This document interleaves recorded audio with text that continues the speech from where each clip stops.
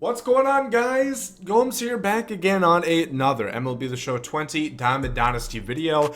If you guys have not heard the news, we have the June Player of the Month program coming out on Thursday, on the 11th. Quite early, quite premature, but we are going to see it already. It's going to be the full program, and as such with the last two, there's been great stub making opportunities, a lot of promise at making a lot of profit. So we're going to talk about that, how you guys can prepare and invest, and in turn make a bunch of stubs come Thursday off of the new June Player of the Month program. Before we get into that and all much more, make sure leave a like down below on this video. Definitely does help me out. Subscribe if you guys are new. We're getting pretty close to 40,000. You guys have been killing the support. We have a really cool video tomorrow with a creator. It's going to be a pretty fun collab that we got to do. And yeah, that being said, let's go ahead and get into this one. So the basis off of this is going to be the same thing as always. Once again,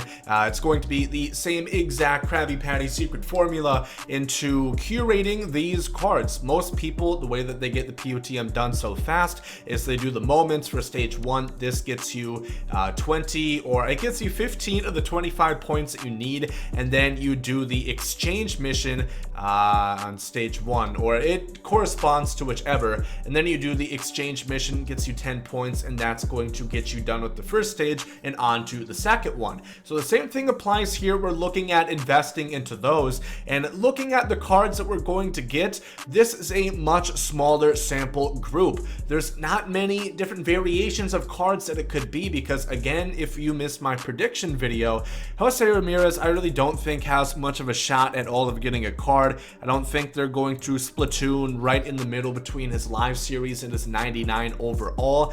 So I don't think we're going to get this Jose Ramirez. It's possible. Gary Sanchez is quite literally impossible. This is the exact card his classic is based off of, so you can basically throw that out your window like you're playing ranked seasons, like your PlayStation 4.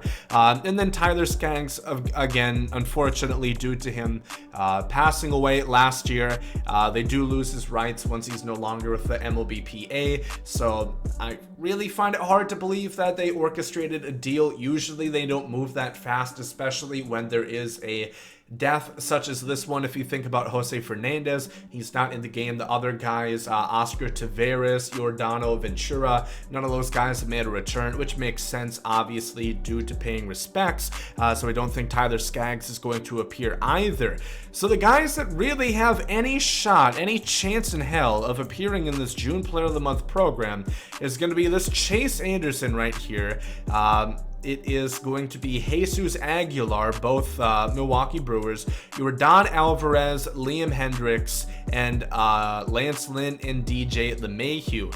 So of course there's going to be 4 base cards, presumably, as the other 2 prior programs. So that is what, 4, 5, 6. So there's only going to be 2 cards that aren't going to actually appear. This is what I think. First baseman is an absolute yes. You're going to want to invest into first baseman. Now the best things that you could do, it depends. If you have more stubs, the better investments that you can make on this. But for first baseman, I would recommend pretty much gold cards is what you're going to want to deal with. You can see these guys are a little bit more expensive just because they're higher overalls, and people are already kind of in preparation mode, trying to stockpile like it's nuclear fallout coming soon. So start getting these guys out. That's what we're looking for. Teams, you can also do that, but I find the positions are easier to do. First baseman, of course, corresponds to Jesus Aguilar. Why am I so confident about this one? Well, he's an 85 overall, and yes, they're probably going to boost some guys up, but there has to be the first guy, kind of like we had Brandon Crawford in 86. There has to be like the low overall guy. I think that's going to be Jesus Aguilar. So you could do Brewers, I guess, and that might not be a bad idea considering there's another Brewer opportunity at Chase Anderson, whom I do think has a decent chance, being that he's the only card from MLB The Show 17, and usually they like to space them out. They don't like to have one game, one classic be entirely from that game that year. So Chase Anderson and Jesus Aguilar both being Brewers might not be a bad bet to to just go with some Brewers, but I usually do go by position. So first base is an absolute do. Second, not second base, starts with an S. Starting pitcher, rather, is also one that you're going to want to look into. I find the pitchers are never going to go up as much, and just to show you guys like how much these go up in price, what we're looking to do is we're going to buy these cards now while they're cheaper in price, and then once they go up on Thursday, because everybody's scrambling, mad dashing to get these done, I want that card. You're gonna see, for example, look at Carlos Correa, how much he ballooned in price. He went up to, if I can see over my pop filter, 4,200 stubs. Quite substantial considering that big boost in price that he did get. And this is also going to be a bit staggered, I want to say. So what I recommend as far as when you should sell them, I'll probably be streaming at the time this is released. What happened last time is most people don't buy them all at once. I didn't buy them all at once. I went by stage I got to.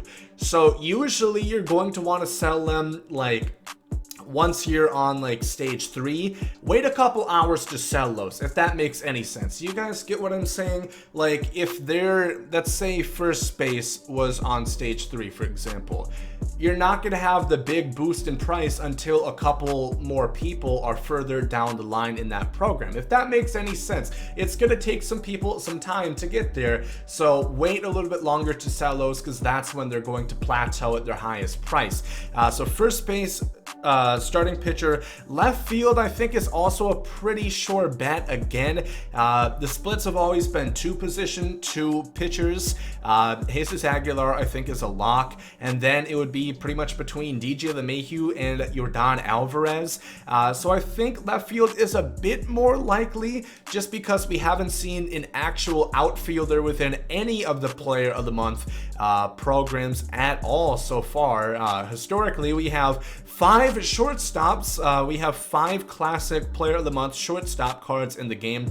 Yet no outfielders, so the Mayhew is not a shortstop, of course, but I do think an outfielder is more likely. So first base and left field, I think, really prioritize the gold cards for those 2 positions. And then starting pitcher and reliever, the only reliever option is Liam Hendricks, which I still think is pretty likely, but we did just get a free Goose Gossage out of the World Series pennant race pack, so that might impact if they do want to give us another reliever, but in my opinion, it would still make sense.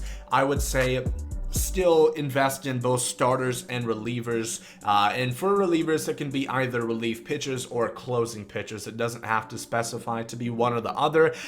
So yeah, that's really the game plan I would go for, you guys. Prioritize first baseman, make sure that you guys really stock up on those. If you don't have so many stubs, maybe go for some silver cards. They obviously still do go up in price, they're just not. Can I find the position one? I swear, it's like I'm visually impaired, but I promise I am under no substance. Silvers are going to go up in price too, but most people, including myself, I'll vouch for it. It's not the cheapest to go golds, but it is sure the fastest, so that's why a lot of people do it. And gold cards are usually what really rises up in price. We saw it with Carlos Correa, pretty much went up 2.5 times the price that he was originally going for by the time the May Player of the Month program came out. I do also want to make note that this is going to have no effect as far as the actual Lightning Diamond goes. So don't, I guess it's a right fielder, and Bellinger would be a first baseman based off this. So you're investing in first baseman anyway, so that's not going to be a big deal. Don't invest in right fielders thinking that's going to have any effect. You're doing the exchange for the card in the stage you're going for. So that's pretty much going to do it. Again, the June Player of the Month program is going to be releasing on Thursday. Again, that's pretty much all you can do as far as preparation goes. A lot of opportunity to make stubs here. I have a good chunk right now, so right after this video I'm going to start buying up some of those first basemen in particular, and probably dabble in the starting pitchers and left fielders department as well. Let me know who you guys think and hope we're going to see as far as the June Player of the Month program goes. I still think Goldschmidt is the most likely, but I'm I kind of think they're going to go Bellinger for some reason. I don't know why. I'm just getting this sneaking suspicion. You know how like my spidey senses are tingling almost in a sense. I don't know what's going to happen. It's going to be fun. Just thank God it's not going to be a shortstop. That's the one thing that I am 1,000% positive of, is that it cannot be another damn shortstop. So everybody just praise Ramon for that. So if you guys are excited for Thursday and looking forward to making a bunch of stubs off of this program, make sure to leave a like down below. Thank you all for watching. Hope you guys have a great rest of the day. There goes some Saudi. Yeet.